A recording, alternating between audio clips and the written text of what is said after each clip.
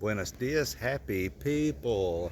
I don't normally do these kind of videos or reviews, but I'm in Ajijic, Mexico, visiting, bouncing around to a few different places. And the last few days we've stayed here at the Hotel Danza del Sol. And I felt like a video was the best way to maybe help you understand what to expect if you decide to stay here. Is there's some good and some bad. There's very mixed reviews, and I want to be very fair because these people have been terrific.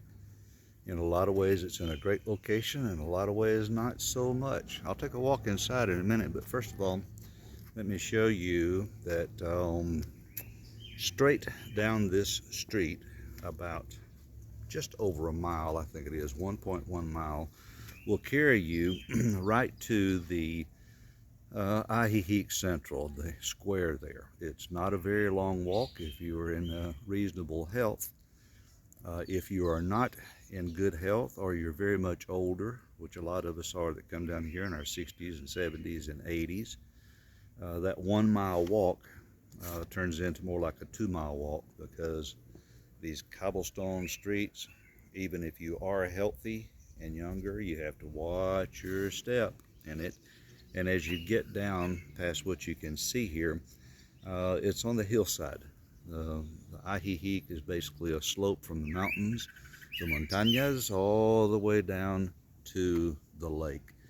So it's a bit of a slope. If you're going to walk into town, I recommend going to the corner here and going down at least 1 or 2 or 3 streets down to Independencia maybe, and walking down. It's a lot flatter, and they have some pavers in the streets for the trucks to go on. It's a little easier walking.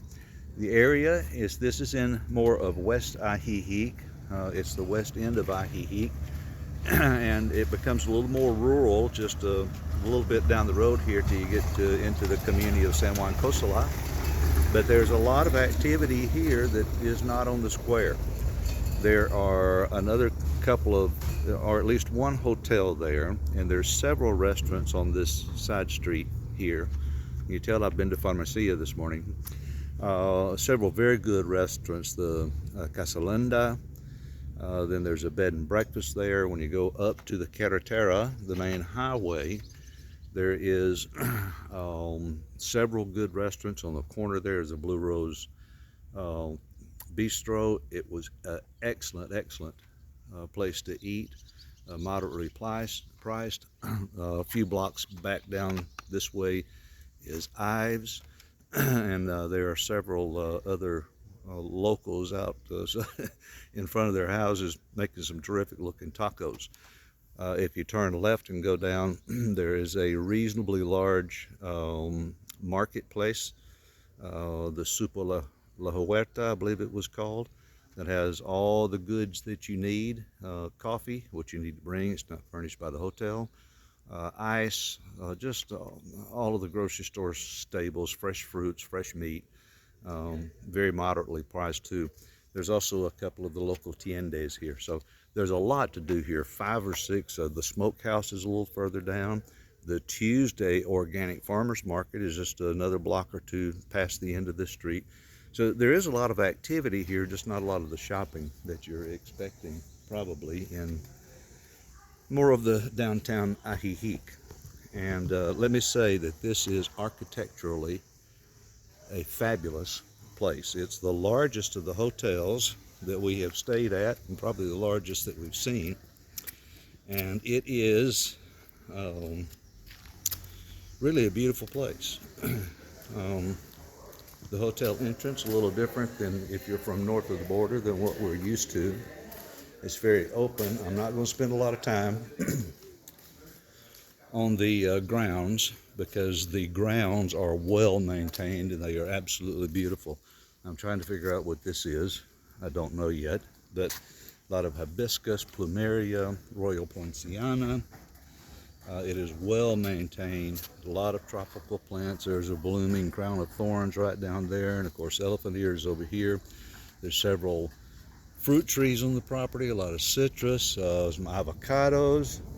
Up and down the street here, avocado trees, loquat, dragon fruit growing on the side of the road, lots of guavas. I'm just not going to waste any time showing you all the grounds. The swimming pool is beautiful. The restaurant area where they serve the included free breakfast buffet has been very good. No complaints about it at all.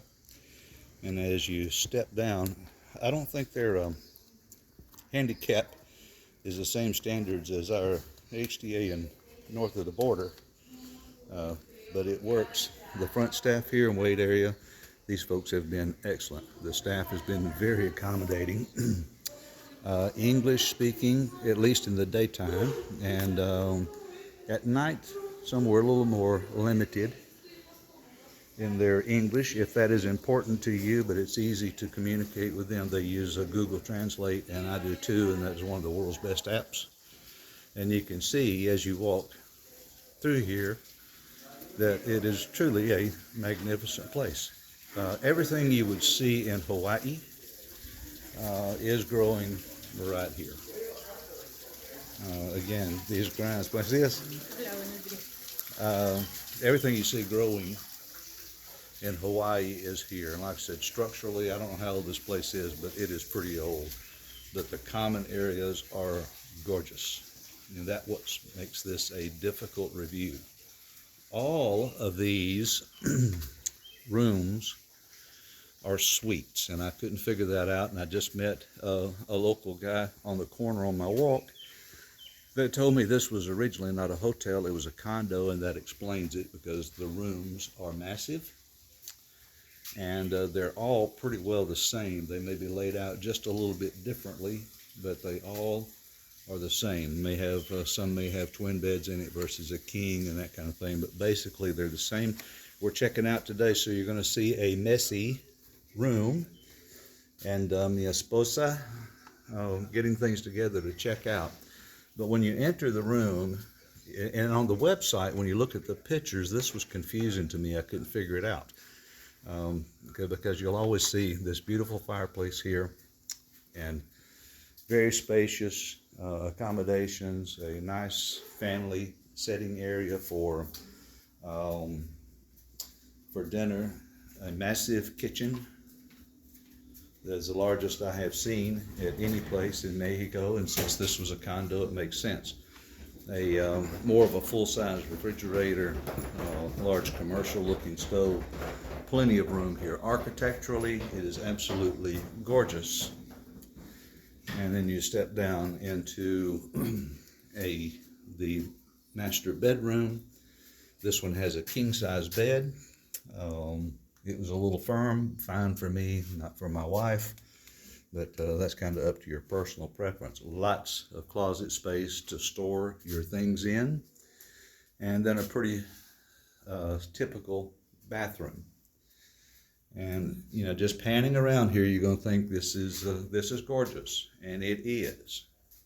However, and don't let me forget the patios. Each of these suites have a patio area. This one is a little different. Some of these are enclosed private patio areas. Others are really more of an outside patio, but every place has this private area and about the same size. And of course it is open and a wonderful place to sit. Now, here's what I think a lot of people are upset about when they get here, and that you need to know. And I'm 9 minutes into this. I'm going to try to button it up place. Everything of staying here was very much okay, with these exceptions. This place has not been upgraded in years and years and years. Everywhere that you look, the tiles are extremely warm. We had a rain last night. There's some water that has come in. The trimmings are beautiful, old wood. I can't get out that one right now, it's stuck. Are beautiful old wood. But instead of being properly repaired, they have mostly just been painted over. Even when they needed the repair. You see, doorknobs are probably 30 or 40 years old. Old is okay to me.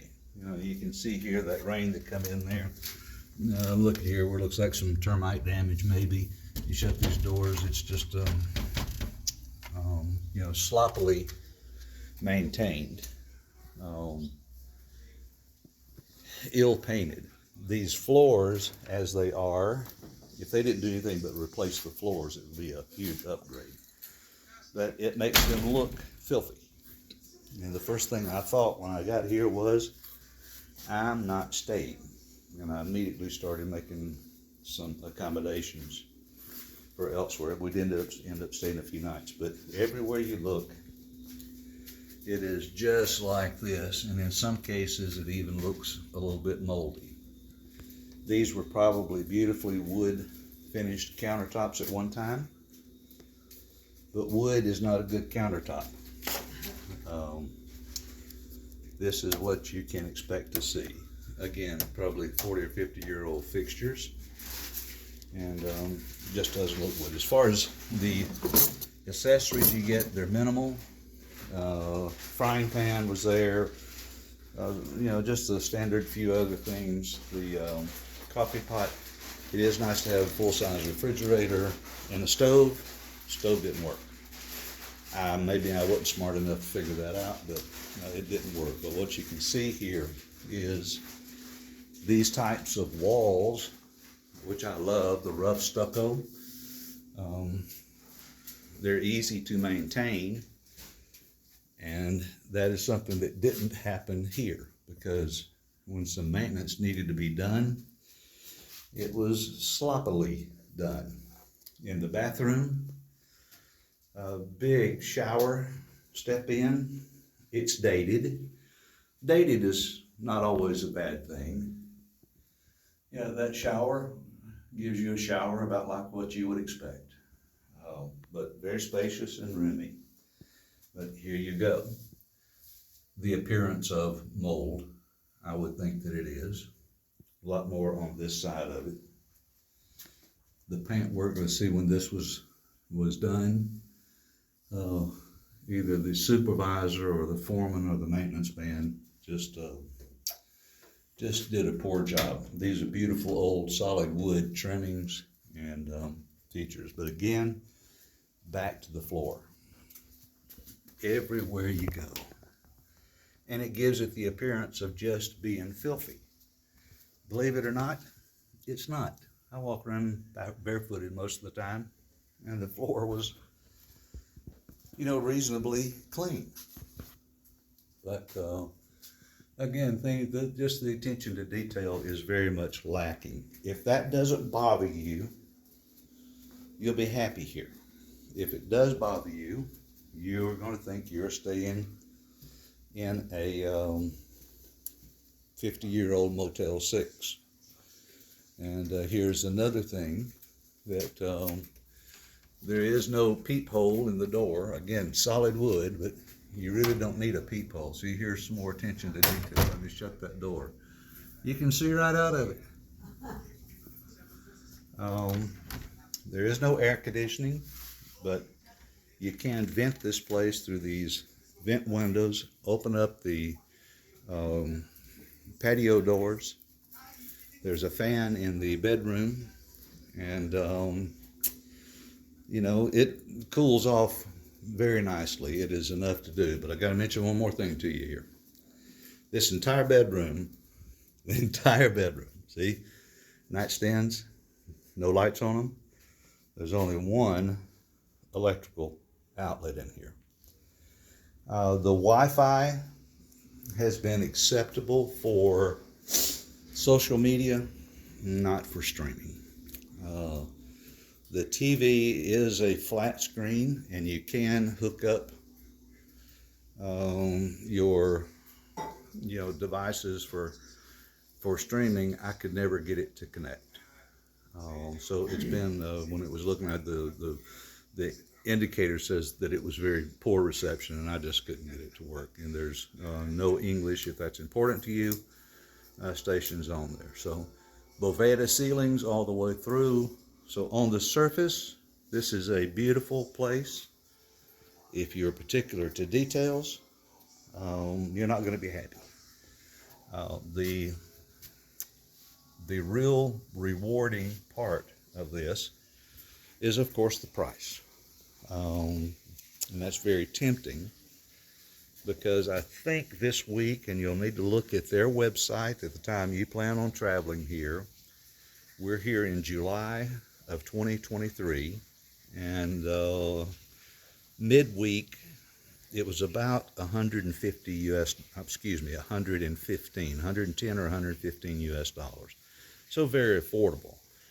This could easily be a $200 to $300 room, so the price is probably reflecting what they've spent on maintenance. You can see there's even some of that out here. But otherwise, it is a gorgeous place. The service has been very good. The people, as are all the Mexican people that I've met, are fabulous. There's a citrus tree. I haven't figured out what that is yet. Looks like it's just a sour orange, which they use a lot in the Mexican cuisine. But there's a banana down there. There's some avocados and guavas.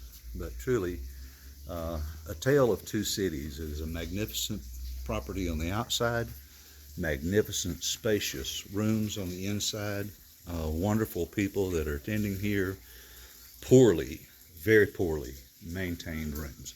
I hope that gives you some help. We've ended up staying 3 or 4 days, and it's been, okay, but the experience could have been a lot better with just some general maintenance on it. Hope that gives you some help, and until next time, ciao.